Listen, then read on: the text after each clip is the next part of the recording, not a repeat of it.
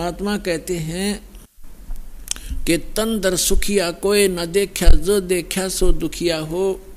और उदय अस्त की बात करे, मन सबका किया विवेका हो। देखो निर्धन तो वैसे ही दुखी है, उसको तो सारे ही कष्ट उठाने पड़ते, भूख से भी परेशान, कपड़े वस्त्र मकान भी नहीं। तो परमात्मा कहते हैं तन धर सुखिया कोई ना देखा, जो देखा सो दुखिया हो। और उदय अस्त की बात करें कि ऐसे ऐसे राजा हो गए जिनका सूर्य अस्त हो और सूर्य उदय हो, वहां तक उसका राज हो, यानी पूरी पृथ्वी का शासक भी मैंने देख लिया। और ब्रह्मा विष्णु महेश को भी देख लिया, ये भी सुखी नहीं। और आप इस लोक में एक कोठी एक फैक्ट्री ला ली तो आप इसी में सुख मान लिया। एक कार ले ली, को एक सेकंड का भरोसा नहीं, वह कार ले डूबे, पूरे परिवार का नाश हो जाए। तो बिना ज्ञान के डले ढोरे थे पुण्यात्माओं, सौभाग्य आपका, आपका जन्म ऐसे समय में हुआ। धन्य आपके माता पिता जिनसे जन्म हुआ, आपका ऐसे समय में जन्म है और आपको ज्ञान हो रहा है। प्रमाण आपके सामने है, बच्चे से लेकर बूढ़े तक आज शिक्षित है। और आसानी से परमात्मा ने ऐसे इंस्ट्रूमेंट बनवा दिए। ये मैन माइंड नहीं है, ये गॉड गिवन माइंड से बनवाए गए हैं, ताकि अपने बच्चों को घर बैठे वो संदेश पहुंचा सके और प्रमाणित कर सके, सब सदग्रंथों से आप परिचित हो सके। तो जो प्रसंग चल रहा है वहीं आते हम। तो परमात्मा कहते हैं हमने तन दर सुखिया कोई ना देखा, जो देखा सो दुखिया हो। उदयस्त की बात करें, मैंने सबका किया विवेका हो। कहते हैं घाटे बाधे लाभ हानि में सारे दुखिया। लाभ हो गया किसी को, मान ले 2 लाख रुपए मिल गए कितने किसी सौदे में, उसको कैसी प्रेरणा करता है ये काल कि कोई ऐसा बिजनेस कर दूं, 5 लाख लेगा उधारे और 2 लाख वो 7 लाख ला कर बैठ जाएगा और उसमें हो जाएगा घाटा। वो 2 लाख भी गए, टेंशन नो की नहीं होगी। वो लाभ था वो भी टेंशन में बदल गया। और घाटे में तो दुख होता ही होता है। कहते हैं घाटे बाधे, घाटा माने हानि और बाधा माने लाभ। लाभ हानि में भी दुख है। घाटे बाधे सब जग दुखिया और के गृहस्थी बैरागी हो। सुखदेव ने इस दुख के डर से गर्भ में माया त्यागी हो। फिर बताते हैं कि जंगम दुखिया जोगी दुखिया, तपस्वी को दुख दूना हो। आस्था तृष्णा सब में व्यापत, कोई मैल नहीं सुना हो। फिर परमात्मा कहते हैं कबीर परमेश्वर जी के साच कहूं तो जग नहीं माने, पर भाई झूठ कही ना जाई हो। ये ब्रह्मा विष्णु शिव जी दुखिया जिन ये राह चलाई हो। पुण्यात्मा आज से 700 वर्ष पहले कोई ये कहे कि ब्रह्मा विष्णु महेश नासवान हैं, ब्रह्मा विष्णु महेश महादुखी हैं, तो सिर फुड़वाने वाली बात थी। क्योंकि आज इतना शिक्षित समाज है, स्वतंत्र भारत है और प्रजातंत्र है, उसके अंदर दास के साथ कितने जुल्म हो गए। या साचीकरण में झूठे मुकदमे बना दिए, जेल में डाल दिया है और रोज लाठी ठाठाओं या 1.5 आदमी। क्यों? उनकी रोजी रोटी बंद हो गई, उनका ज्ञान समाप्त हो गया। पर जीखे बात नहीं बने, ये तो स्वीकार करना पड़ेगा क्योंकि जग जनता शिक्षित है। तो 600 वर्ष पहले ये बातें कहा करते परमात्मा के साथ, कैसे कहर तो लेते कबीर जी की। कभी आने वाले समय में आपको सुनाएंगे वो कहानी परमात्मा के साथ। परमात्मा ने हमें 600 वर्ष पहले ये जानकारी देना चाहा था, जो दास उन्हीं की दी हुई आज आपके रूबरू कर रहा हूँ और सदग्रंथों से मेल कर रहा हूँ कि सदग्रंथों में भी लिखा था और भगवान भी बताया करते थे। लेकिन ये अज्ञानी संत ऋषि महर्षि आचार्य और शंकराचार्यों ने हम तक ये ज्ञान आने नहीं दिया, विरोध करा दिया, हमें मूर्ख बना दिया और हमें हमारे सभी पूर्वजों को पशु बनवा दिया, भूत बनवा दिया और नरक बना दिया उनका जीवन। अब जैसे श्री देवी भागवत के प्रथम स्कंद में सचित्र मोटा टाइप गीता प्रेस गोरखपुर से प्रकाशित के 28-29 पृष्ठ पे व्यास जी पूछ रहे हैं नारद जी से। नारद जी बता रहे हैं कि मेरे पिता ब्रह्मा जी ने देखा कि विष्णु जी हठ योग कर रहे थे, समाधि लगाए बैठे थे। ब्रह्मा जी ने पूछा विष्णु जी से कि आप तो सर्वेश्वर हो, आप तो सारी उत्पत्ति करता हो, सबके मालिक हो, आप किसकी भक्ति कर रहे हो? तब विष्णु जी कहते हैं कि मैं अधिक समय तक ज़्यादातर मैं तप करता हूँ, तप के बाद फिर मैं राक्षसों को मारने में लगा रहता हूँ, उनके साथ युद्ध करता हूँ। कुछ थोड़ा बहुत समय मिलता है तो लक्ष्मी जी के साथ, और फिर कहते हैं मैं देवी की पूजा करता हूँ, देवी की, दुर्गा की। और मेरे स्पिरिचुअल नॉलेज में, मेरे अध्यात्म ज्ञान में जितना मुझे ज्ञान है, इस देवी से ऊपर कोई भगवान नहीं। तो इससे ये सारा कंसेप्ट क्लियर हो गया। ना नारद जी ने ज्ञान, ना व्यास जी को ज्ञान, ना ब्रह्मा जी को ज्ञान, और ना विष्णु जी को ज्ञान। और विष्णु जी कितने सुखी, कहते पहले तप करता हूँ, बैटरी चार्ज करता है, सिद्धियां प्राप्त करके फिर राक्षसों से लड़ता है, वो सिद्धियां भी समाप्त हो जाती हैं, फिर तप करना पड़ता है। और थोड़ा बहुत समय मिलता है तो थोड़ी बहुत देर लक्ष्मी के पास बैठ उठ लेता हूँ, नहीं तो फिर यही क्रिया में लगा रहता हूँ। तो खाक सुख है। और श्री कृष्ण उर्फ श्री रामचंद्र जी यहाँ आए थे पृथ्वी पर, उनका एक पल भी सुखी नहीं। बचपन से ही विवाह होते ही वनवास हुआ, सीता का अपहरण हुआ, रावण के साथ लट्ठम लट्ठा। आते ही सीता वापस ले आए, करोड़ों आदमी मरवा के आती, फिर घर से निकाल दी गर्भवती पत्नी, पति बच्चे कहीं, आप कहीं। वो जीव सुखी नहीं हो सकता चाहे कितनी बात बनावे। जिसका परिवार कहीं जंगल में पता नहीं वो मर रहा है या भूखा है या प्यासा है, और स्वयं से राजा के राष्ट्रपति बन जा। वो तो एक यहूदा के राजा थे, छोटे से टुकड़े के। उसके बाद श्री कृष्ण रूप में जन्मे। श्री कृष्ण का जीवन देख लो, कहाँ सुखी हुए। जेल में जन्म हुआ, मामा दुश्मन बन गया, कहीं कभी कहीं छुपाया उनको, कभी कहीं छुपाया, फिर कभी जरासिंह मारने आ रहा है, कभी कोई आ रहा है, कोई शिशुपाल दुखी कर रहा है।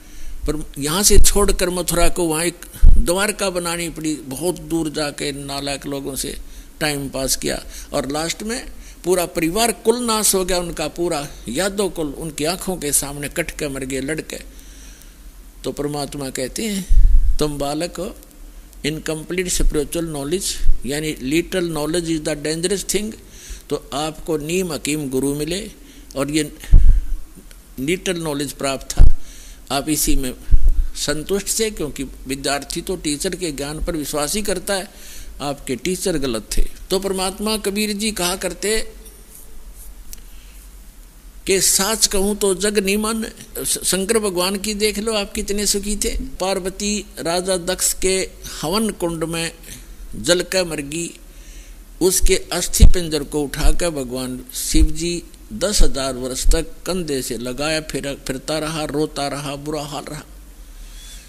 एक बार भस्मागिरी नाम का एक राक्षस दुष्ट भगवान शिव की भक्ति कर रहा था, उसी का दुश्मन बन गया, और भस्म कड़ा मांग लिया उनसे, प्रतिज्ञाबद्ध वचनबद्ध करके प्रतिज्ञा करवा के, और फिर उन्हीं का दुश्मन बन गया।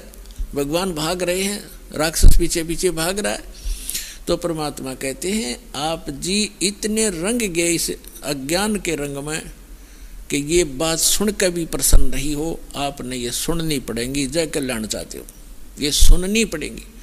तो क्या बताते हैं भगवान के साच कहूँ तो जग नीमन, और झूठ कही ना जाई हो, और ब्रह्मा विष्णु शिव जी दुखिया जिन ये राह चलाई हो। फिर बताते हैं कि सुरपति दुखिया भूपति दुखिया, रंग दुखी व प्रीति हो, कहे कबीर और सब दुखिया, एक संत सुखी मन जीती हो। कहते हैं सुरपति, आप तो देखो निर्धन समझता है धनवान सुखी, धनी व्यक्ति सुखी होगा। अब धनी सोचता है कि ये राजा लोग सुखी होंगे, राजनेता सुखी होंगे। अब राजा लोग कहते हैं कि स्वर्ग में सुख होगा, यहां तो हम कति दुखी। स्वर्ग के देवता ये समझते हैं कि इंद्र सुखी है, हम तो इसके अधीन है, पराधीन, सुख सपने है नाई। अब इंद्र सपने में भी सुख नहीं इंद्र को। इंद्र की ऐसी दुर्गति आप पुराणों पढ़ कर देखो। एक दुर्वासा नाम के ऋषि थे, उसने इंद्र को एक माला भेंट कर दी। इंद्र हाथी पर बैठा जा रहा था, इंद्र ने वो माला हाथ में ऊपर से ही पकड़ दी हाथी पर ही, और हाथी के आगे एक प्लेटफार्म सा होता, काफ़ी चौड़ा स्थान हाथी का, वहाँ रख देते हैं। हाथी ने वो सूंड से पकड़कर माला और नीचे पटक दी।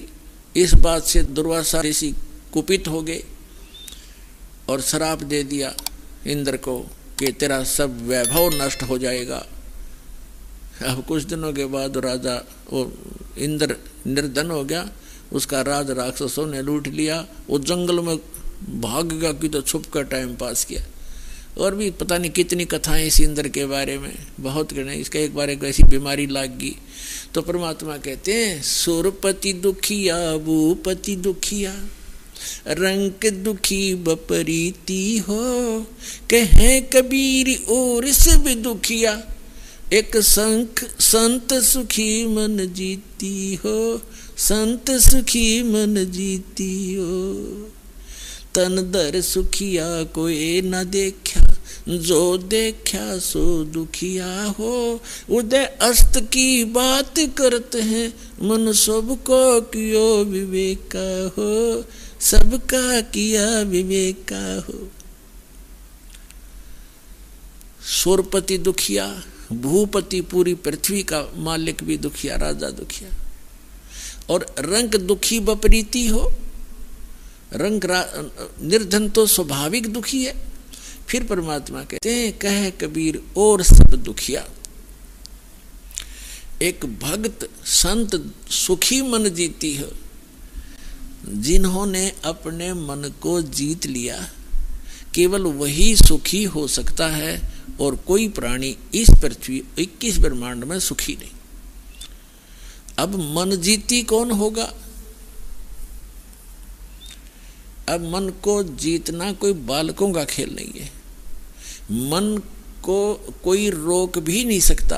गीता ज्ञानदाता ने अर्जुन से कहा कि मन को जीत के इंद्रियों को काबू करे। तब अर्जुन ने कहा कि हे भगवान, इस मन को जीतना तो बड़ा कठिन है। तो गीता ज्ञानदाता भी इसी बात पर कहता है कि इस मन को रोकना तो अर्जुन वायु को रोकने के समान है। तो यहाँ परमात्मा ने जो अध्यात्म जो कंप्लीट स्पिरिचुअल नॉलेज है, संपूर्ण अध्यात्म ज्ञान है, जिसको तत्व ज्ञान कहा है, उस सूक्ष्म वेद में परमेश्वर ने बताया है कि इस मन को रोका नहीं जा सकता, इसकी दिशा बदली जाती है। और जिस स्पीड से ये बुराइयों में ग्रस्त है, जिस स्पीड से बुराई कर रहा है, धन जोड़न में कति समर्पित है, या शराब पीने में लगा हुआ है, या कोई और डाकू बन गया है, चोरी करने में पूरा जो है स्पीड खींच रहा है, इसकी दिशा बदल दी जाती है इस तत्व ज्ञान से। अब आगे बताएंगे, आज के प्रसंग में यही होगा।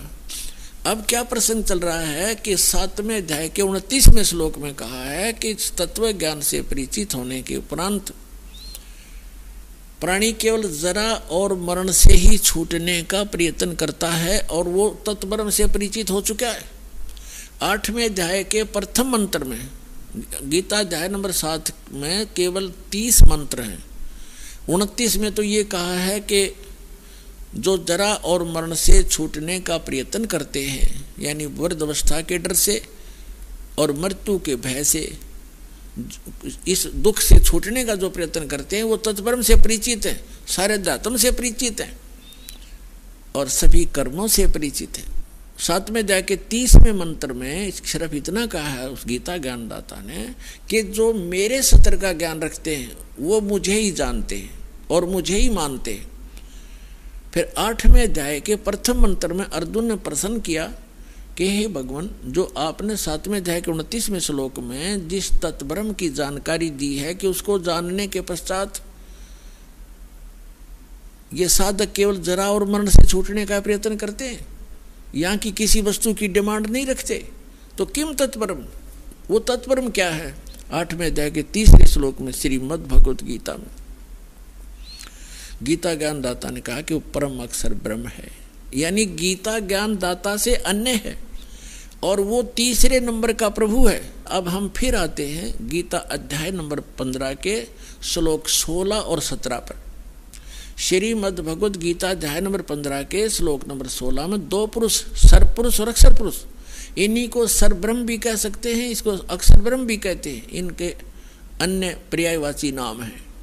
और गीता अध्याय नंबर 15 के श्लोक 16 में कहा कि दो पुरुष हैं, एक सरपुरुष और एक अक्षर पुरुष, और ये दोनों नाशवान, इनके अंतर्गत जितने प्राणी हैं वो भी नाशवान, जीव आत्मा तो किसी की भी नहीं मरती, हो तो कुत्ते की भी ना मरती, गधे की भी नहीं मरती।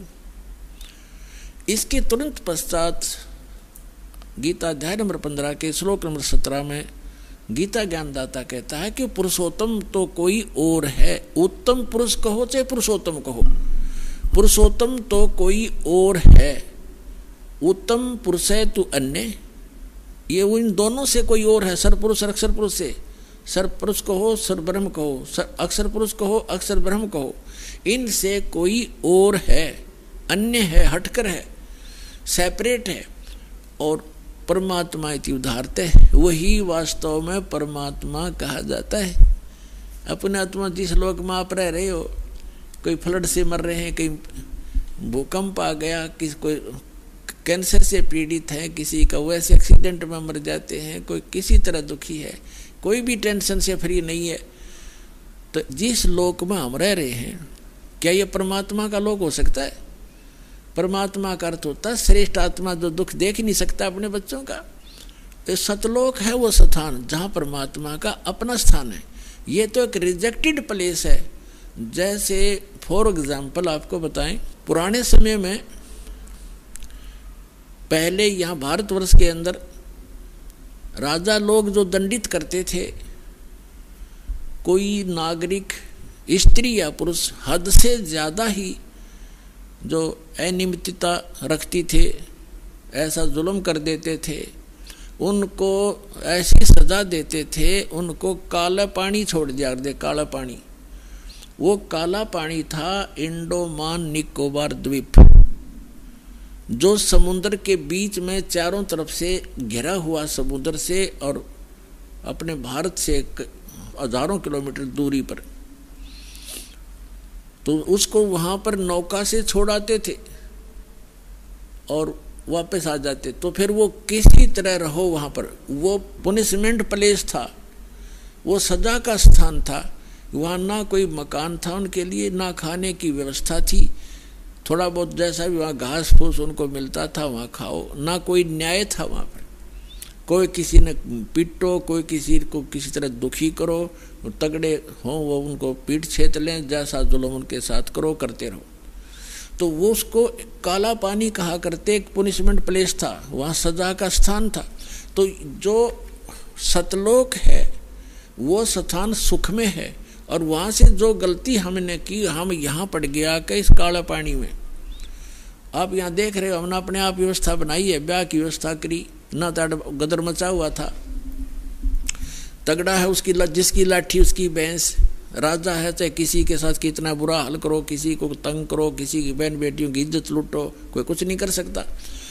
और यहाँ मकान मकून हमने बना लिए ना, तो सिर फुटो, ओले पड़ो, सिर फोड़ दें, गर्मी सर्दी में दुख पाओ, थोड़ी बुद्धि अपना, तो हमने अपने झूपड़ी गाड़ लिए, मकान बना लिए, तो लोग ठीक नहीं है। तो यहाँ क्या बताया है कि जो प्रसंग चल रहा है कि ये उस परमात्मा का लोक नहीं है, यह श्रेष्ठ आत्मा का स्थान नहीं है। तो परमात्मा उसे कहते हैं जो केवल सुख दे और साथ में दुख दे, वो परमात्मा नहीं रहा, वो श्रेष्ठ नहीं रहा। अब यहाँ कहते हैं जैसा कर्म कोई गलती करता सजा तो भोगेगा। तो यह गलती करता क्यों है? हम गलती करने की आवश्यकता क्यों पड़ी हमने? हमारा ये शरीर ऐसा है और साथ में एक बैड एलिमेंट ये मन हमारे साथ है जो सारी गलती करवाता है, और फिर सजा आत्मा पाती है। आत्मा परमात्मा का अंश है, ये मन जो है इस काल का एजेंट है। तो हमने इस एजेंट को अपने काबू करना है, इसको समझाना है इस ज्ञान के माध्यम से। जैसे प्रसंग है कि कह कबीर और सब दुखिया एक संत सुखी मन जीती हो। तो प्रसंग जो चल रहा है, इस मन को कैसे जीतना है, इसको जीता नहीं जा सकता, इसकी हम दिशा डाइवर्ट करेंगे, इसको परिचित कराएंगे अच्छे और बुरे से।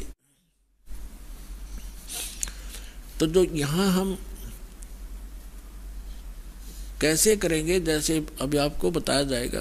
15वें अध्याय के 17वें श्लोक में कहा है कि उत्तम पुरुषत्व अन्य परमात्मा इति उदाहरत, जिसको भगवान कहा जाता है कोई और परमात्मा है। 8वें अध्याय के 3रे श्लोक में आपको प्रमाणित कर दिया। गीता ज्ञानदाता कहता है कि वो परम अक्षर ब्रह्म है, वो परम अक्षर ब्रह्म कहो, परम अक्षर पुरुष कहो, उसको हम सत्पुरुष कहते हैं। परम अक्षर कहते हैं अविनाशी।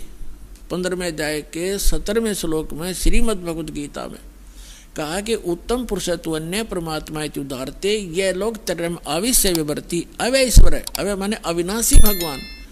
तो परम अक्षर ब्रह्म का अर्थ होता है वास्तव में अविनाशी। हम उसे सत्य पुरुष कहते हैं संत लैंग्वेज में। परमात्मा ने जो ज्ञान बताया है वो अपनी ही महिमा आप ही बताई है कि वो सत्य पुरुष मैं हूँ। हम ही अलख अला हैं कुतुब गोस और पीर, गरीबदास खालिक धनी हमरा नाम कबीर। अपनी महिमा को बताने के लिए भगवान स्वयं ही आते हैं परमात्मा। और वो बार बार अपने आप को भगवान नहीं कहते, क्योंकि हमारी जो बुद्धि थी वो दूसरे रंग में रंगी हुई थी कि भगवान निराकार है, और यदि साकार है तो राम और श्री कृष्ण है, और नहीं बस। इसलिए भगवान ने अपना परिचय भी दिया। जब हमारी कुछ देखा कि इनमें कुछ कड़वापन आता है, इनको अभी स्वीकार नहीं कर पा रहे हैं, तो फिर अपने आप को छुपा कर कहते हैं कि वो परमात्मा सतलोक में रहता है, वो सत्य पुरुष है, वो सारी सृष्टि का रचनहार है। वहाँ जाने के बाद मृत्यु नहीं होती, और वहाँ कोई प्राणी दुखी नहीं है, वहाँ वृद्ध अवस्था नहीं है, और वहाँ पर मृत्यु नहीं होती, आपका परिवार होगा। तो इसलिए वो अपनी महिमा को बताने के लिए भी अपने आप को छुपा कर ही कह रहा है। अब जो प्रसंग चल रहा है कि इस लोक में कोई प्राणी सुखी नहीं है, और केवल एक मन को जीतने वाला ही सुखी हो सकता है। अब मन को जीतना कैसे है, उसके लिए आपको आज का जो सत्संग दास सुनाना चाहा था अब प्रारंभ कर पाऊंगा। अभी तक तो इसकी भूमिका बनी है। आज का सत्संग है कि तीन प्रभुता मान्या करते, श्री ब्रह्मा रजगुण, श्री विष्णु सतगुण और श्री शिव जी तमगुण। हम केवल इन्हीं को मानते थे, और भूल भटक कर कोई एक आधा कहता था कि कोई ब्रह्म है। ब्रह्म इसके आगे ज्ञान देने वाला इस पृथ्वी पर नहीं हमने पाया, केवल परमात्मा या परमात्मा से परिचित उन महापुरुषों को छोड़कर। उनकी अमर वाणी में यह प्रमाण पहले ही था, उसको हम समझ नहीं सके, बेशक पढ़ते रहे। और फिर तीन पुरुष, इनसे हटकर वास्तव में तीन पुरुष कौन है? सरपुरुष 21 ब्रह्मांड का स्वामी, जिसको ब्रह्म काल कहते हैं, ज्योति निरंजन भी कहते हैं।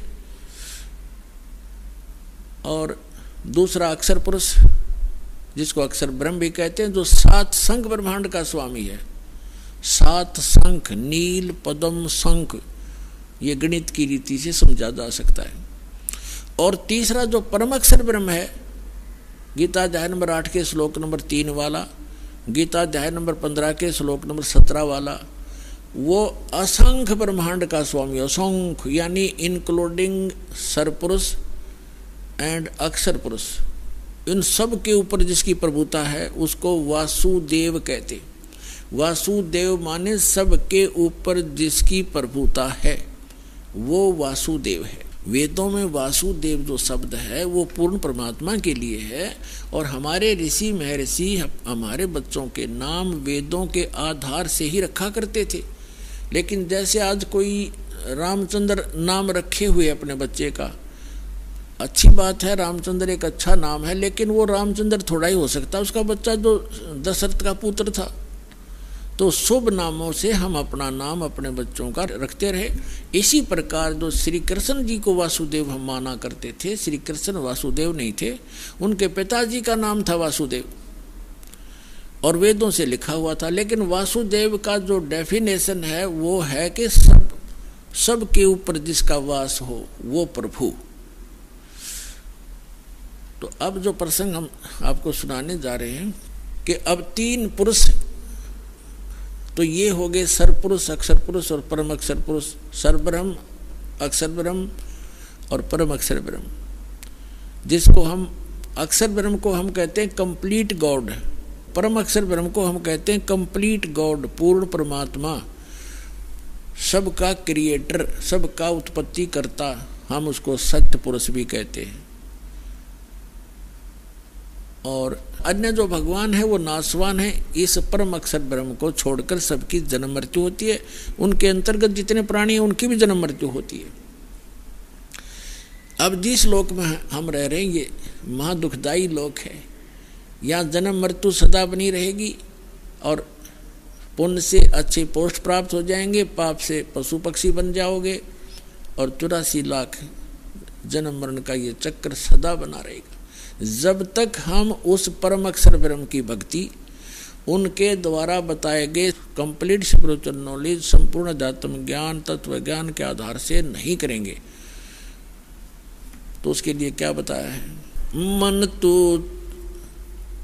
चल रे सुख के सागर, जहाँ शब्द सिंधु रत्नागर। मन तू चल रे सुख के सागर, जहाँ शब्द सिंधु रत्नागर। आपको सबसे पहले सुख सागर की डेफिनेशन बताते हैं, परिभाषा बताते हैं। सुख सागर किसे कहते हैं? शंखों लहर मेर की उपजे, कहर नहीं जा कोई, दास गरीब अचल अविनाशी, सुख का सागर सोई। शंखों लहर मेहर की उपजे, कहर नहीं जा कोई, दास गरीब अचल अविनाशी, सुख का सागर सोई। जहाँ शंखों लहर मेहर की उपजे और कहर नहीं जहाँ कोई, दास गरीब अचल अविनाशी, सुख का सागर सोई। आदरणीय गरीबदास साहिब जी गांव छुड़ाने जिला जज्जर हरियाणा में हुए हैं। इनको वो हमारे पिता मिले थे आकर, वो परमात्मा आए थे, उस दृढ़ भक्त को मिले थे। एक जाट थे, किसान थे, 1400 एकड़ जमीन थी। कोई मांगने खाने वाले कोई भिखारी नहीं थे, या कोई रोजी रोटी के लिए कथा सुनाने वाले नहीं थे। ये खुद समर्थ थे, संपन्न थे। और उनको आकर परमात्मा 10 वर्ष की उम्र में मिले, सचखंड लेकर गए, जहाँ मालिक रहते हैं, जहाँ हम रहा करते थे पहले। हम यहाँ काला पानी आगे वहाँ गलती करके, अब हमें वापस ले जाया जा रहा है सुधार करके। आपकी अपनी वृत्ति सुधारो, यहाँ के लोक की इच्छा हटाओ, और फिर वहाँ चलेंगे जहाँ हम सदा सुखी रहेंगे। यहाँ से तो जाना पड़ेगा, चाहे कोई खरबपति है, और ये भी पता नहीं कब छूट जाए जीवन। यहाँ की वस्तु की आशा करे, तेरा धिक्कार है। अज्ञान भरा हमारे अंदर, बगैर ज्ञान के हम यहीं फंसे बैठे रहे। अब परमात्मा यहाँ बताते हैं कि क्या मांगू कुछ थिर न रहाई, और देखत नैन चला जग जाई। 1 लाख पूत 1.25 लाख नाती, उस रावण के आज दीवान बाती। फिर बताते हैं कि कहे कबीर अंत की बारी, जैसे हाथ झाड़ कर चला जुआरी। अब परमात्मा कहते हैं क्या मांगोगे तुम, यहाँ पर क्या मांगोगे? जैसे संतान नहीं, एक पुत्र मांग लोगे, चलो वो भी दे दूंगा। कोई निर्धन है, धन मांग लोगे। क्या एक कोठी एक कार मांग लोगे, वो तो कोई बात बड़ी नहीं। फिर इस तो बन गया क्या? क्या बताते हैं कि 1 लाख पुत्र थे रावण के। अब उस टाइम बड़ा भगवान कोई नहीं मानता, क्योंकि हाँ हमारी एक ऐसी भावना बनी हुई थी कि जिसका लड़का है, लड़की को तो हम संतान नहीं मानना थे, ऐसी दुर्बुद्धि होगी थी हमारी। जिनका पुत्र है तो वो संतानवान और भगवान माना जाता था, और जिसका संतान नहीं कहते बस वो तो उसका शक्ल भी ना देखो सुबह सुबह, ऐसी धारणा बन रखी थी, लेकिन यह गलत थी। अब परमात्मा कहते हैं रावण के 1 लाख बेटे थे, अर्जा सत भक्ति ना करने से रावण की क्या दुर्गति हुई? अंत में कोई ज्योति जगाने वाला नहीं रहा, घर में दीप जगाने वाला नहीं रहा। और इतना धन जो रावण के पास था, तुम 7 जन्म नहीं इकट्ठा कर सकते। 1 लाख वर्ष की उम्र हो जाए तो नहीं इकट्ठा कर सकते। सर्व सोने की लंका थी वह रावण से रणधीरम, एक पलक में राज विराजी जम के पड़े जजीरम। फिर परमात्मा कहते हैं कि रति कंचन पाया नहीं, रावण चलती बार, 1 ग्राम सोना भी रावण साथ नहीं ले जा सका, यहीं छोड़कर चला गया। तो यहाँ परमात्मा कहते हैं कि ऐसे इस लोक से आपकी इच्छा हटेगी और आपको सच्चाई का पता चलेगा, तब ये मन आपको जो अन्य स्थानों पर घसीट कर ले जा रहा था, बुराइयों में घसीट रहा था, कहीं माया जोड़ने में, कहीं चोरी करने में, कहीं पर रिश्वतखोरी करने में, और कहीं पर फिर कोठी बंगले फैक्ट्री लाने में, तो फिर ये घसीटना छोड़ देगा। इसको ज्ञान हो जाएगा, ये आत्मा प्रबल हो जाएगी, इसको धिक्कारण लग जाएगी, फिर ये इसके साथ हो जाएगा। फिर इसकी स्पीड बना दी जाएगी भक्ति में, दान में, फिर ये इतनी ही स्पीड से इस साइड में लगेगा और इसी स्पीड से फिर हम पार होंगे। जैसे घसीट कर हमें नरक में ले जाने की सब क्रियाएं स्पीड से करवा रहा था, फिर सतलोक ले जाने की क्रियाएं यही मन फिर उसी स्पीड से करवाएगा। ऐसे इसकी दिशा बदलेंगे। अब यहाँ प्रसंग चल रहा है कि सुख सागर की परिभाषा बताएंगे पहले, फिर वहां चलेंगे जहां पर क्या व्यवस्था वो बताएंगे कि शंखों लहर मेहर की उपजे और कहर नहीं जहां कोई, दास गरीब अचल अविनाशी, सुख का सागर सोई। तो ये प्रसंग जो चल रहा था कि गरीबदास साहिब जी को परमात्मा मिले थे गांव छुडानी जिला झज्जर हरियाणा के खेतों में, जहां वो अपने ही खेतों में अपने ही फील्ड में गरीबदास साहिब जी गौवें चरा रहे थे, गौ पाली गए हुए थे। और भी गांव के काफी बड़े बड़े भी छोटे भी, यानी सबसे छोटी उम्र के गरीबदास जी ही थे, उनसे बड़े कोई 20 वर्ष का, कोई 25, कोई 40, कोई 50 वर्ष के भी व्यक्ति गौओं के साथ चराने के लिए फील्ड में ले गए थे। तो वहां से परमात्मा आए थे जिंदा महात्मा का रूप बना के सतलोक से, जैसा कि उनका विधान दास ने बताया, वेदों में प्रमाणित है कि वो परमात्मा ऐसी ही लीला किया करते हैं। तो गरीबदास साहिब जी को खेतों में जंगल में मिले थे, लंबी कहानी है, फिर आने पर बताएंगे। अब जो प्रसंग है तो उनको सचखंड लेकर गए, फिर वापस छोड़ा था 8-10 घंटों के बाद। तब उन्होंने आकर बताया है, क्या बताया है कि शंखों लहर मेहर की उपज कहर नहीं जा कोई। कहर माने दुख। जैसे एक परिवार का इकलौता पुत्र था, रोग से मृत्यु होगी, किसी की दुर्घटना से होगी, तो कहर टूट गए, वो कहर था। या हम किसी को सताने के लिए प्रयत्नशील होते हैं, या किसी और सारा दिन हम 2 रोटी के लिए ही जंग होते रहते हैं। तो कहने का भाव ये है कि वहाँ शंखों लहर मेहर की उपजे कहर नहीं जा कोई, वहाँ कोई दुख नहीं। अब जैसे इस दास के साथ बहुत बार बनता है, पहले भी बनता था कि जैसे अकेला होता हूँ तो एक बार ऐसी हिलोर उठती है अंदर से,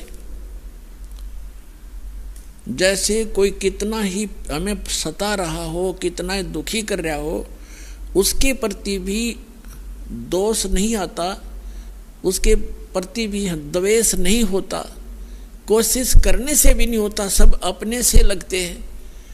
लेकिन वो होती है कुछ अक्षणों के लिए, और उसके जाते ही अंदर फिर वही गंध भर जाता है, वही राग द्वेष, वो ऐसा कर दूंगा, उसने ऐसे कैसे बोल दिया, वो क्या समझता है अपने आप को।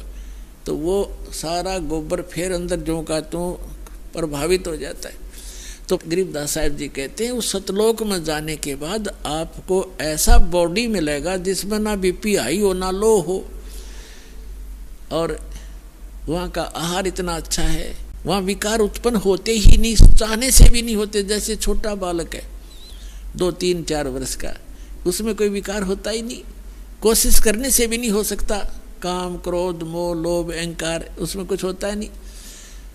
अभी माता पिता या कोई भाई उसको धमका देता है, एक दो थप्पड़ भी लगा देता है, 2 मिनट के बाद फिर सीने से लग जाता है पे आकर के, तो उसमें वो द्वेष ही नहीं, किसी ने मुझे मारा मैं इससे बात नहीं करूं, या अन्य कोई विकार नहीं। तो इस प्रकार वहाँ आपको ऐसी बॉडी मिलेगी जिसमें आप में कोई विकार नहीं आएगा, और आपका पूरा परिवार होगा। तो वहाँ कोई गलती कराने वाला अन्य एलिमेंट नहीं होगा, तो वहाँ हम सुखी हो सकते हैं। तो क्या बताते हैं, मन तू चल रे सुख के सागर, जहाँ शब्द सिंधु रत्नागर। अब सुख सागर कहा सतलोक को। अब जैसे समुद्री जहाज में बैठकर कोई जाता है और वो निकल जाता है 200 किलोमीटर समुद्र में, उसके बाद उसको समुद्र में जल के अतिरिक्त और कुछ दिखाई नहीं देता, उस जहाज से न्यारा, उस जहाज से अलग जो वस्तु है केवल वाटर है। और जहां तक नजर जाती है कई दिनों तक चलते रहते हैं। तो कहने का भाव ये है कि सतलोक में वो सुख ऐसे भरा पड़ा है जैसे दूसरी वस्तु नहीं समुद्र के बीच में जाने के बाद आपको दृष्टिगोचर नहीं होती। तो ठीक इसी प्रकार सतलोक में जाने के बाद वो सुख सागर इसलिए कहा है कि वहाँ कोई दुख नाम की वस्तु नहीं है। तो इसलिए ऐसे स्थान को हमारा विश्वास ना होता कि सचमुच कोई स्थान ऐसा है, क्योंकि हमने सुना नहीं कभी। अब जैसे कोई गांव में रह रहा है, गांव के बाहर अरे एक झोंपड़ी डाले बैठा है, आसपास के उसके पशु सूअर आदि फिरते रहते हैं, और उसको कोई ये कहे कि तुझे चंडीगढ़ के अंदर एक प्लाट दिलाता हूँ, चल तेरे ये नाम फार्म भरवा दूंगा, ऐसी कोई स्कीम है। यदि उसको विश्वास हो तुरंत कहेगा भरवाओ जी, अभी भरवाओ, और फटाफट वहाँ जा बैठेगा झोपड़ी छोड़ के। तो अब जब हमें वो विश्वास होगा कि वहाँ ऐसा स्थान है, तो फिर हम इस झोपड़ी न छोड़ांगे, चाहे यहाँ 6 मंजिल की कोठी हो, उस स्थान के सुख के बराबर। या वह झोपड़ी है जो बाहर जहाँ सूअर घूमते रहते हैं, लेकिन हमने अब यही उत्तम है, कोई विकल्प नहीं। और ये झोपड़ी जो है कितनी बड़ी कोठी है, कल मृत्यु हो जाएगी, सत साधना नहीं की तो कुछ दिनों के बाद वहीं गधा बनकर कुत्ता बनकर कुट्ठी के बाहर ही घूम रहा होगा, उसमें प्रवेश करने के लिए उसको अलाउड नहीं होगा। तो ये दुख दिखेंगे आपको, तब आपका मन हटेगा, तब ये मन जीता जाएगा, मन जीती हो जाओगे, आप यहाँ की बकवादों को नहीं चाहोगे। अब इस ज्ञान के माध्यम से आपको पता चलेगा, यदि आज हम किसी का धन चोरी करते हैं, रिश्वत लेते हैं, तो आगे आपको आने वाले जन्मों में उसका प्रतिफल देना पड़ेगा। कोई भैंस बनकर देगा, कोई कुत्ता गधा बैल बनकर, कुत्ता रखवाली करेगा, बैल बनकर उसके खेतों में जोतेगा, कोई भैंस बनकर, गाय बनकर, वो वापस करने पड़ेंगे, कोई गधा बनकर, कोई ऊंट बनकर, घोड़ा बनकर। तो क्यों पंगे में पा दें हम? और किस लिए करते हैं लूट खसोट, किस लिए करते हैं माया जोड़ी, रिश्वतखोरी, डाके? हम किस लिए करते हैं? हमने अपनी परंपराएं बिगाड़ ली। मनुष्य जीवन मिला था केवल भक्ति करने के लिए, और मनुष्य जीवन का मूल काम हम भूल गए। हम यहाँ की परंपराओं को बनाकर इसमें ही अपनी शान शौकत समझने लग गए। किसी के पास धन हो गया और उसने लड़की का विवाह करने लगा, तो उसने लड़की के विवाह में, कि उसके पास पैसा है, चाहे कहीं से भी प्राप्त है, पूर्व संस्कार से है या 2 नंबर से किया है, तो उसने लड़की के विवाह में सारे फंड कर दिए, डीजे बजाना, फलाना करना, इतने व्यक्ति बुलाने हैं, ऐसा धन देना है, इतना दान दे दिया, कुट कार दे दी हैं। अब उसने तो दे दी, उसने तो बकवाद कर दी क्योंकि पैसा है। अब गरीब आदमी की लड़की का जब विवाह होता है तो आत्मा तो उसकी भी रोती है। तो पिता भी समझता है कि आज पड़ोस में एक लड़की का विवाह हुआ है, उसको ऐसा वैसा दिया गया है, इतने उसको कपड़े दिए हैं, इतने गहने दिए।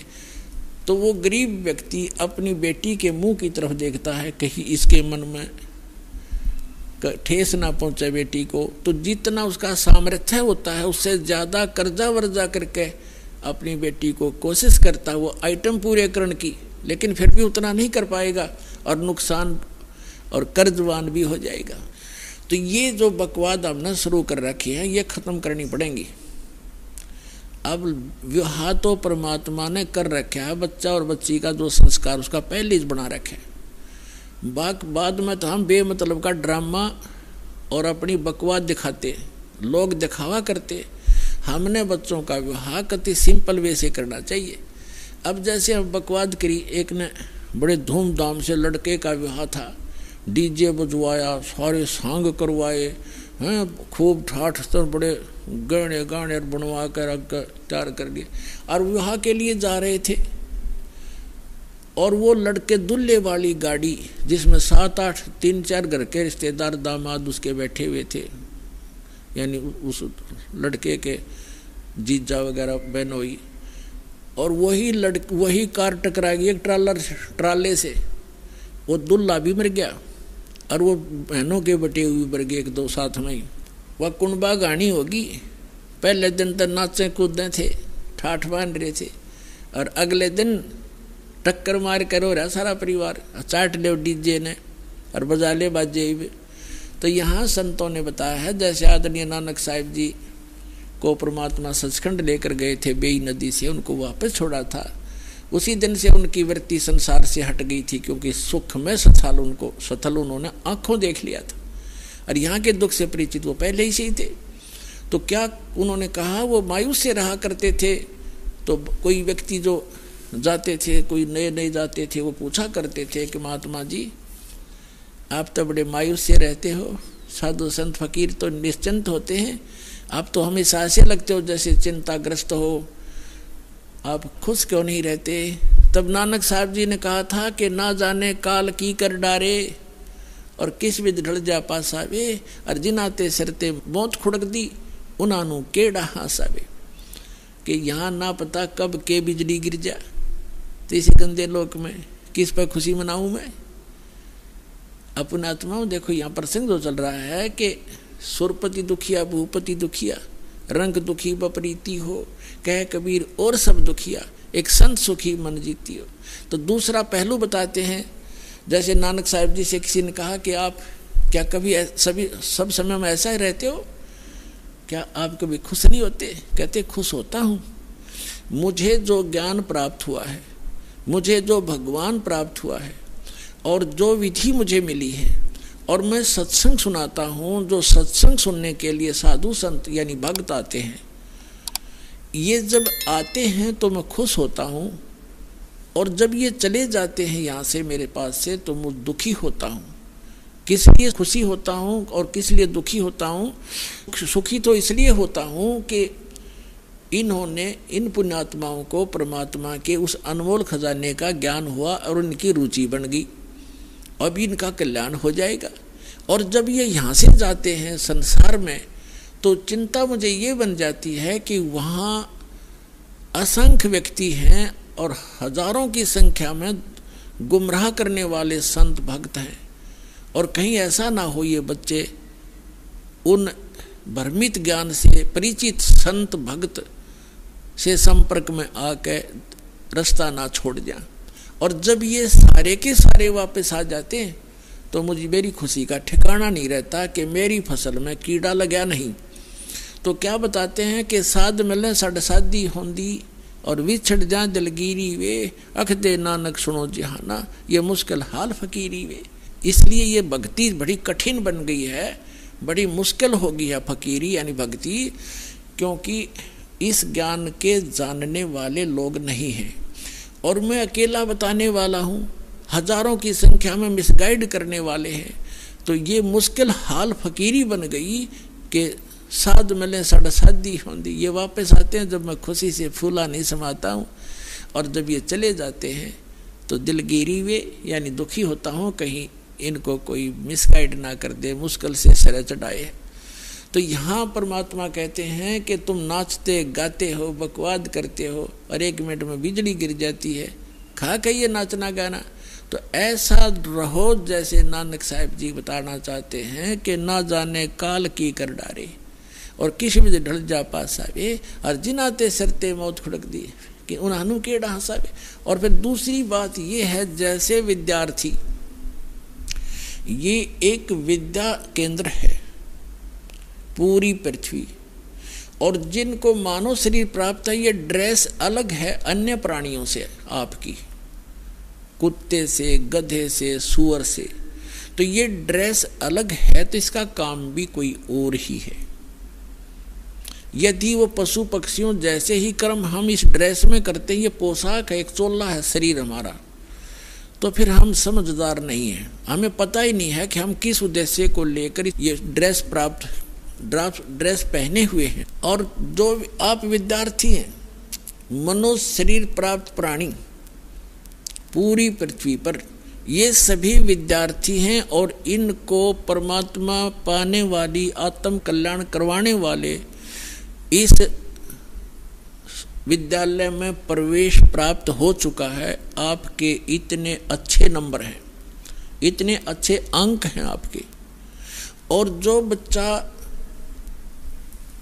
जिस भी ट्रेनिंग में प्रवेश किए हुए है और उस ट्रेनिंग को करता नहीं, विद्यालय के समय को विद्यार्थी जीवन में वो सिनेमा देखता है, शराब पीता है, बढ़िया भोजन खाता है और जो काम है उसको भूल गया, वो कर नहीं रहा है, तो वो बच्चा बाद में पछताता है। जैसे एक समय ये दास हरियाणा सरकार के अंदर जूनियर इंजीनियर सिविल के अंदर कार्यरत था। तो जहां हमारा कंस्ट्रक्शन वर्क चल रहा था वहां पर रोड का भी कंस्ट्रक्शन वर्क चल रहा था, रोड का, सड़क का। तो सड़क के ऊपर एक व्यक्ति काम कर रहा था, उसके बच्चे वहीं मिट्टी में, जैसे मजदूरों के बच्चे वहीं रहते हैं साथ में। और वहां पर एक एक्शन आ गया, उसी रोड का एक्शन, एक अधिकारी होता है, कार्यकारी अधिकारी इंजीनियर। तो वो जब वो चला गया इंस्पेक्शन करके, तो वो व्यक्ति क्या कहता है मजदूर के, ये मेरा क्लास फेलो था, ये एक्शन कभी हम एक विद्यालय में पढ़ा करते थे, मेरे भाग फूट गए, मैं पढ़ा नहीं, आज मजदूरी कर रहा हूँ और मेरे बच्चे भी देखो यहीं पढ़े हैं, और ये पढ़ गया, समय का सदुपयोग कर गया, आज देखो कारों में चलता है, इसके बच्चे पंखों के नीचे कोठियों में लेटे हुए हैं। अब वो रो रहा था इस बात को याद करके। तो यहाँ परमात्मा आपको याद दिलाना चाहते हैं कि उस समय आप रोओगे, पछताओगे, जब ये समय हाथ से छूट जाएगा मनुष्य जीवन का, तो इसी तरह पछताओगे। ये विद्यालय का समय है आपका, ये मनुष्य जीवन जब तक है आप विद्यार्थी हैं, और इसमें ये कार्य नहीं किया भक्ति वाला, तो बाद में पशु पक्षी बनकर रोया करोगे। गरीबदास जी कहते हैं, ये संसार समझदा नहीं, कहंदा श्याम दोपहरे नु, गरीबदास ये वक्त जाता रोगे इस पैरे नु। ये मनुष्य जीवन एक बार हाथ से छूट गया, इस पैरा माने समय को रोया करोगे। फिर जैसे कुत्ता रात्रि में ऊपर को मुंह करके रोता है, उसकी आत्मा में कभी ना कभी वो बात याद आती है, मैं कितना गलती किए हुए हूँ, आज मैं कहाँ पड़ा हूँ, लेकिन हो कुछ सेकंड के बाद फिर वो भूल पड़ जाती है। तो ये प्रसंग जो बताया जा रहा है आपको, कहते हैं कहे कबीर और सब दुखिया, एक संत सुखी मन जीती हो। अब आपने ये उद्देश्य बनाना पड़ेगा कि हम विद्यार्थी हैं, मनुष्य जीवन प्राप्त प्राणी, चाहे स्त्री का है चाहे पुरुष का, ये मानव शरीर कहा जाता है। तो ये जितने भी मानव शरीर प्राप्त प्राणी हैं ये विद्यार्थी हैं, इनका उद्देश्य परमात्मा पाना, आत्म कल्याण करवाना है। वो दूसरी बात है कि किसने कौन सी ट्रेनिंग कर रहा है। जैसे कोई विष्णु की साधना कर रहे हैं तो वो ट्रेनिंग उसकी न्यारी है, स्वर्ग तक की पहुंच है, वहां से फिर वापस जन्म मृत्यु सदा बनी रहेगी। ऐसे कोई विष्णु शंकर जी की पूजा करता है तो वो भी वो ट्रेनिंग अलग है, उसका लाभ अलग है, भिन्न है।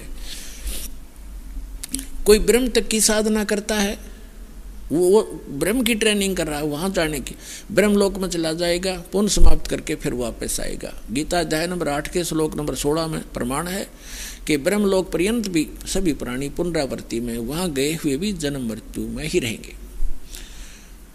तो इसी प्रकार जो अक्षर पुरुष की तो यहाँ साधना कोई करता ही नहीं, क्योंकि उसके लोक में जाना नहीं होता। हमने फिर उसके बाद तो पार ब्रह्म, सबसे परला परमात्मा, जिसको परम अक्षर ब्रह्म कहा है, संतों ने उसको पार ब्रह्म कहा। पार ब्रह्म, एक ब्रह्म, एक पर ब्रह्म, और तीसरा पार ब्रह्म। पार माने सबसे पार का, सबसे ऊपर वाला, सबसे परली पार का। तो हमने साधना उस पार ब्रह्म की करनी है, परम अक्षर ब्रह्म की करनी है, पर ब्रह्म की नहीं करनी, ना ब्रह्म की करनी। उसकी प्राप्ति का उद्देश्य नहीं रखना। साधना अलग चीज होती है, लेकिन प्राप्ति का टारगेट हमने सतलोक का बनाना है, सचखंड में जाने का, जहां जाने के बाद लौटकर फिर संसार में नहीं आते। अब हम आते हैं, मन तू चल रे सुख के सागर, जहाँ शब्द सिंधु रत्नागर। शब्द सिंधु यानी जहाँ सुख का सागर, सुख ही सुख है। फिर कहते हैं कोट जन्म तन भरमत होगे, कुछ ना हाथ लग्या रे, कुकर सुकर खरबा बोरे, कौआ हंस बुगारे। कोटि जन्म तू राजा की, ना मिटी न मन की आशा, भिक्षुक होकर दर दर घूम्या, ये मिला न निर्गुण रासा। इंद्र कुबेर ईश की पदवी, ब्रह्मा वरुण धर्मराया, विष्णुनाथ के पुरकों जाके तू फिर भी वापस आया। असंग जन्म तन मरत्या होगे, जीवित क्यों न मरे रे, द्वादश दर महल मठ बोरे, बहुर ना दे धरे रे। फिर बताते हैं दोजक भिष्ट सभी ते देखे राजपाट के रसिया, दोजक भिष्ट सभी ते देखे राजपाट के रसिया, तीन लोक से तिरपत नाही ये मन भोगी खसिया। सतगुर मिले तो इच्छा मेटे पद मिल पदे समाना, चल हंसा उस लोक पठाऊं जो आदि अमर अस्थाना। चार मुक्ति जहाँ चंपी करती माया होरी दासी, दास गरीब अभय पद पर से वो मिले राम अविनाशी। गरीबदास साहिब जी ने परमात्मा को देखा, परमात्मा से प्राप्त स्पिरिचुअल कंप्लीट स्पिरिचुअल नॉलेज, वो संपूर्ण अध्यात्म ज्ञान के आधार से क्या बताया है कि कोट जन्म तन भर मत होगे, करोड़ जन्म हो गए, जन्म और मृत्यु प्राप्त करते ने, लेकिन तेरी चलो चलो नहीं मिटी, स्थाई स्थान नहीं मिला, जहाँ जाने के बाद साधक फिर लौटकर कभी संसार में नहीं आते, वो स्थान नहीं मिला।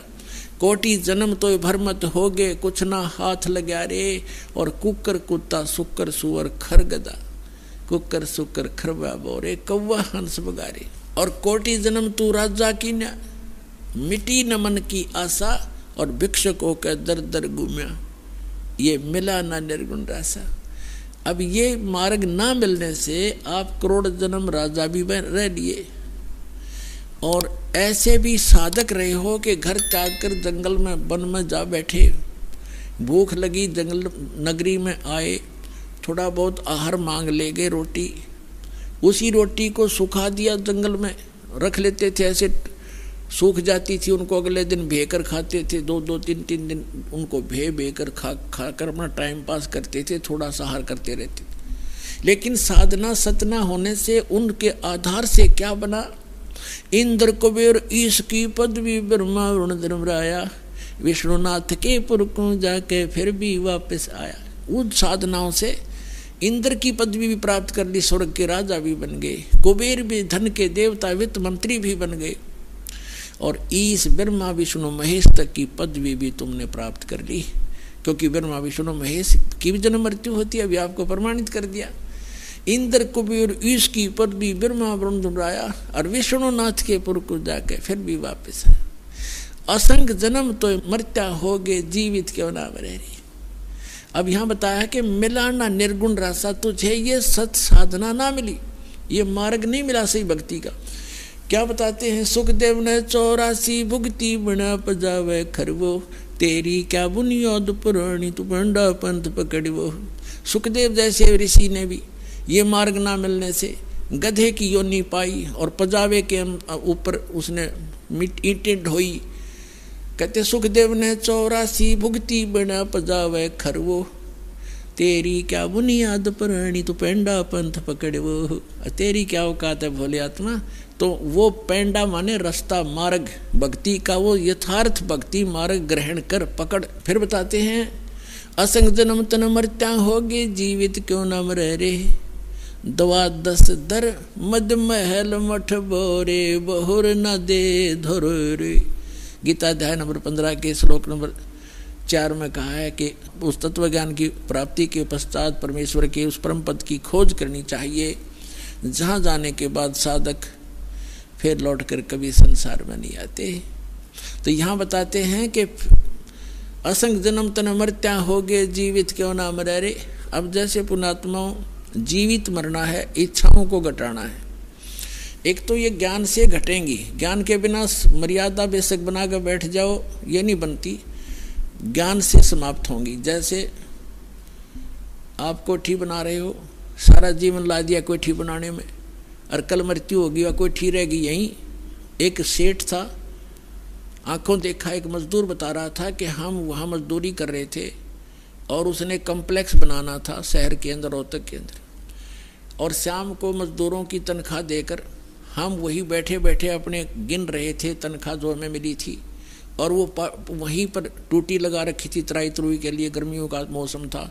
वो स्नान करने लग गया वहीं टूटी के नीचे, नहा के धोती, वो पजामा पहना था और कुर्ता हाथ में लिया था, जब मर गया वहीं हार्ट अटैक हो गया, बैठा बैठा रह गया। अब चाट ले उस कम्प्लेक्स ने, उड़ के गधा बन के कुमार का फंसेगा। तो परमात्मा कहते हैं जो काम इसका करने का वो भूल गए बकवादों में, लगे रहे तुम, तो इससे इच्छा हटेगी। तो यहाँ बता रहे हैं, यहाँ परमात्मा आपको सतर्क करना चाहते हैं कि ये लोग ठीक नहीं, जिस काम में सारा जीवन तुम लगा रहे हो ये काम केवल इतना ही नहीं है। अब प्राणी को यहाँ टाइम पास करने के लिए मकान भी चाहिए, से झोपड़ी दे देता, पर राम नाम बना रहे, भक्ति बनी रहे, या दूर ना हो। और भक्ति बनी रही तो आपको जो भी कोई आपदा, कोई आवश्यकता इस जीवन में पड़ेगी, भगवान आगे धर देगा, ठाका जबरदस्ती दे देगा आपको। अब परमात्मा कहते हैं कल्प के कारण कौन है, कर सेवा निकाम, सेवा माने पूजा, के निष्काम भाव से भक्ति कर और मन इच्छा फल देऊंगा जब पड़े मेरे तक काम। जब तुझे मेरे सतर का काम होगा, तेरे प्राप्ति आओगी, मुझे नहीं दिखती। जैसे परमात्मा के ने एक भूमिका करके दिखाई है, जुलाहे का काम करके झोपड़ी में रह करके, और दुष्ट लोगों ने झूठी अफवाह फैला दी, झूठे पत्र लिख दिए थे कि कबीर साहब भंडारा करेंगे, 18 लाख व्यक्ति आगे भंडारा खाने के लिए, और साथ में ये भी लिख दिया पर्चियों पर, चिट्ठियों पर कि प्रत्येक भोजन के बाद सबको एक दोहर देगा। बहुत अच्छा कंबल होता था, कंबल टाइप दोहर, कंबल नहीं होते थे बल्कि दोहर ही ज़्यादा प्रचलित थी उसमें, बहुत सुंदर महंगी। और एक असरफी, एक सोने की मोहर, आज तो 30,000 का होता है 10 ग्राम सोना, वो एक मोहर इतनी होती है 10 ग्राम की, कि वो दक्षिणा देगा। इस लालच में सारे तो आगे पृथ्वी के जितने साधु संत थे, नकली असली, और परमात्मा एक झोपड़ी में बैठे, शाम का भोजन है तो सुबह का अन्न नहीं होता, ऐसी स्थिति में 18 लाख व्यक्ति आगे। तो कहते हैं एक लीला की दाता ने वो स्वयं ही हमारे को दृढ़ता लाने के लिए कि तुम भक्ति करना चाहो तो मैं बताऊं ऐसे करते रहो, और तुम्हारे ऊपर कोई भी ऐसी कोई दिक्कत आएगी, किसी भी सतर्कता में आगे खड़ा पाऊंगा।